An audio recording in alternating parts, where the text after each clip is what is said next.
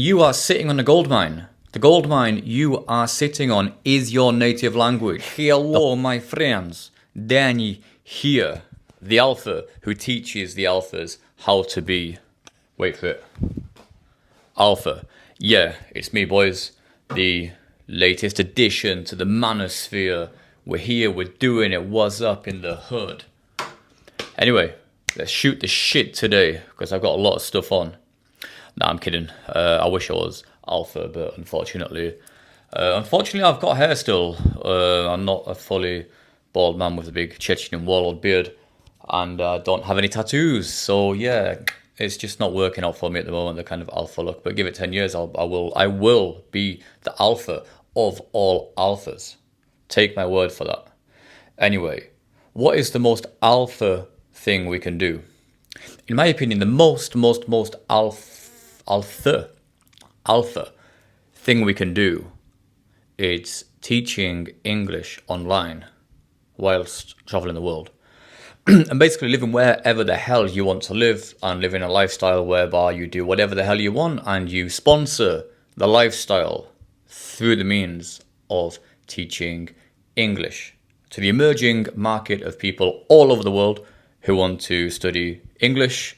So, my advice, if you are a person who is currently sitting in your bedroom or your house in the UK, Ireland, the USA, Canada, Australia, New Zealand, any of the Anglosphere, and you are a native speaker of the English language, doesn't matter whether, should that be the Queen's English, should that be the George W. Bush English of America, should that be the kind of Trudeau Canadian out and about English, the Aussie English, you're down under, mate, you're sticking a shrimp on the barbie, or you're going, how do they even say it, you Kiwis, if you're out there? I forgot how the Kiwis speak. I know it's pretty similar to Australians, but there's a little bit of a twang on the E's, I guess. Fish and chips. Вот, как-то так, ребята. Then you are sitting on a gold mine. The gold mine you are sitting on is your native language. The whole world wants to know what you know. You are a master. You are a master of the skill which 90% of the world would love to be able to do, be able to speak, be able to enunciate in the way that you can. So you are special, and you have got unlimited opportunities out in the world using your native language as a kind of, okay, I'm not going to say it like that, but using your native language as something you can just pimp out here and there to make money from. You're basically the pimp of your native language. So how can you start teaching English? Well, there's never been a kind of more accessible time to teach English online because basically everyone's got a phone now, everyone's got a laptop, anyone can buy a mic, anyone can put on a shirt. I mean, you might like to iron the shirt before you start teaching in it, unlike me today, but you know, alphas don't iron. And yeah, I guess something along the lines of it's quite easy to teach English these days. How to get started? First tip of mine would be narrow it down to a small target audience. Don't be a jack of all trades. Don't just sit on the platforms, Preeply, italki, these kind of stuff and say, I'm just a nice guy, I can work with anybody. You will be totally crushed by the billions of Indians and Nigerians who are technically also native speakers who will work with anybody and they will only charge you about $5 an hour for doing so. You will be crushed. Your face won't even be seen if you are just the kind of the nice guy who sits on Preply, who sits at home in his house in Oxford in a suit and says, well, hello, my name is Tibbles. I would love to be your teacher for a whole range of reasons, and also expects to get paid like $60 an hour for it. Them days have gone, unfortunately, my good friends. 10 years ago, you could absolutely wipe up on these platforms. It was like going into a club 10, 15 years ago and just, I don't know, with like $100, splash the cash. You could clean up. These days, like in all online marketplaces, it's much more difficult if you are just the average guy sat on the average platform.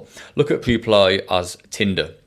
Imagine it's Tinder. If you are just like 10 years ago, yeah, you could, that shit flew 10 years ago. You could get away with that shit. These days, you sat there with the millions and millions of other native speakers, and this old lady in Kazakhstan looking for a teacher is the equivalent of the hot girl on Tinder. Swipe, swipe, left, left, left, left, left, left, left. What are you going to do to make her swipe right on you? I'll tell you what you should do. Get off the apps. It's pretty similar to dating, actually. Get off the apps.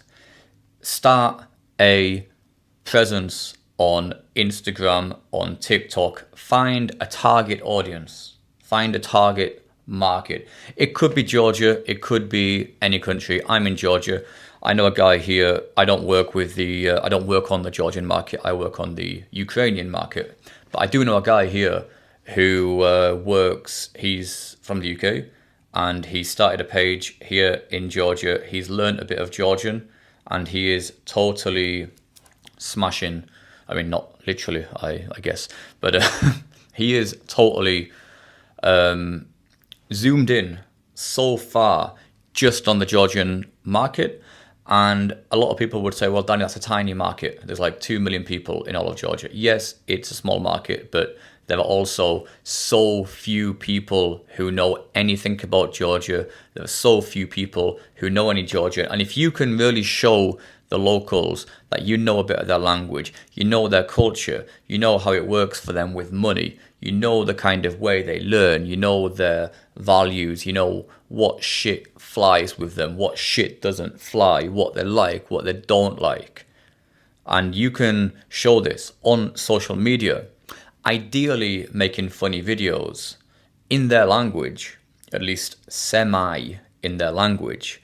That shit's going to get you far, because they're going to see you as somebody who is invested in their culture, not just another one of the millions and billions of language simps out there on the apps, Reply, or not one of the millions and millions and millions of native speakers from India, Pakistan, Nigeria, whose English is probably even better than yours, because a lot of these boys have studied in English all of their life. They've got like super, super high educations in English.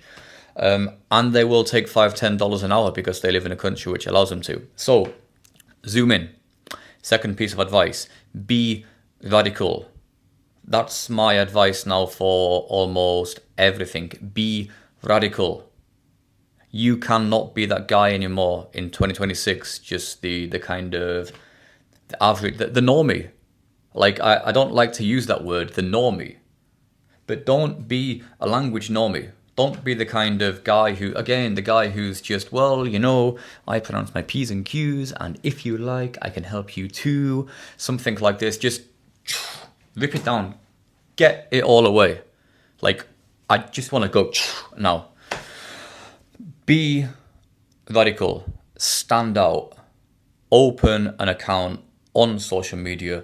Get to the point. Ideally in their language. Learn like 100 words of their language. Make funny videos. Don't be afraid to offend them. Unless you live somewhere like North Korea. In that instance, I certainly wouldn't recommend offending the locals, especially on social media. However, if you live in North Korea, you probably don't even have internet. You probably don't even have the access to such platforms like Instagram and TikTok, and the locals certainly are not going to be watching your content. So something along them lines of be radical, really try to get into your primitive energy when you are making the videos. It's hard at first, of course. Everybody when they make their first few videos to sell a service or sell themselves. I mean, yeah, again, not in that way, but ultimately we are selling ourselves, we're selling our time, we're selling our knowledge of the Queen's English. And yeah, you need to be radical. You need to think of something new. It's not about being the best teacher anymore. It's not even really about knowing that much, because you're a native English speaker. All they want really is just to talk to you. Like, I've been in this industry now 8 years, and 90% of students just want to talk to you. They just want to talk to you, to a native speaker in English. Practice. You've got a pen and paper. You maybe jot down about 15, 20 key bits of feedback, and you give it back to them. But they just want connection with a native speaker. So yeah, focus on the connection in the sessions. Focus on the human side of stuff. Focus on the one-to-one human connection, because we need to think we're competing with not only the third world, we're competing with AI these days. We're competing with chatbots. And if you are basically sat there like a robot behind the screen, something along the lines of just, hello, that was correct.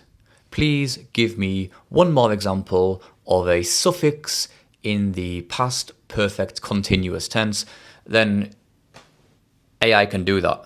AI can do that for naught, for nothing. That was my Yorkshire coming out there. For nothing. It doesn't cost anything to use these chatbots now, and you can just have a chat with them. You need to offer some human connection.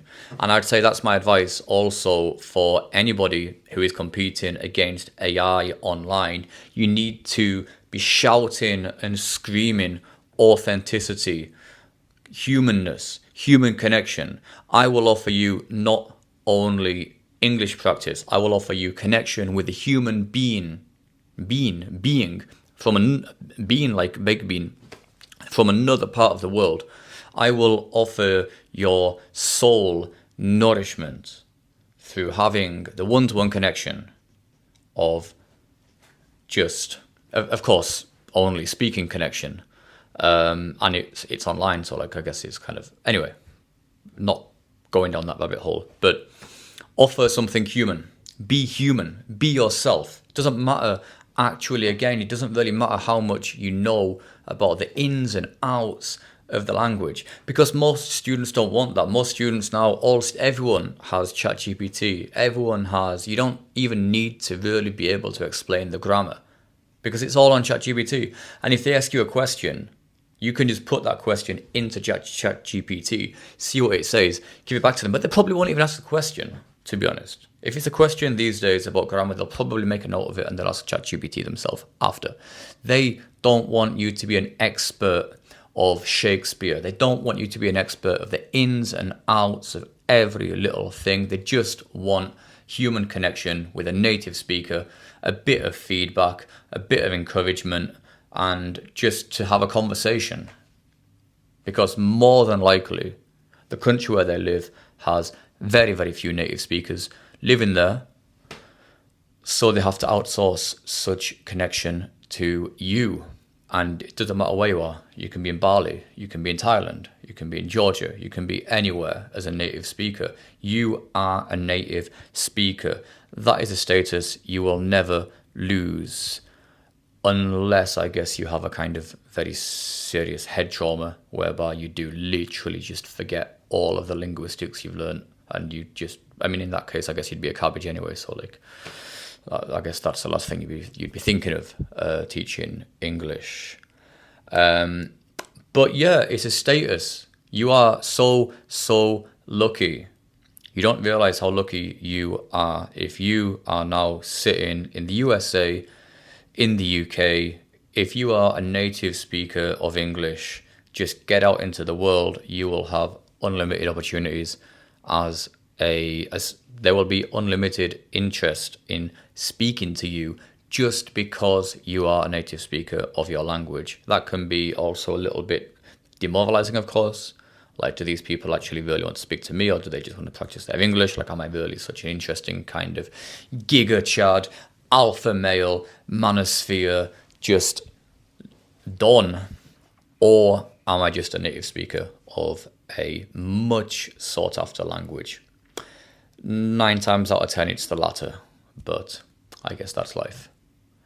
So yeah, zoom in, focus on social media, learn a bit of their language and culture first, and really show yourself as a viable option for people inside your market audience.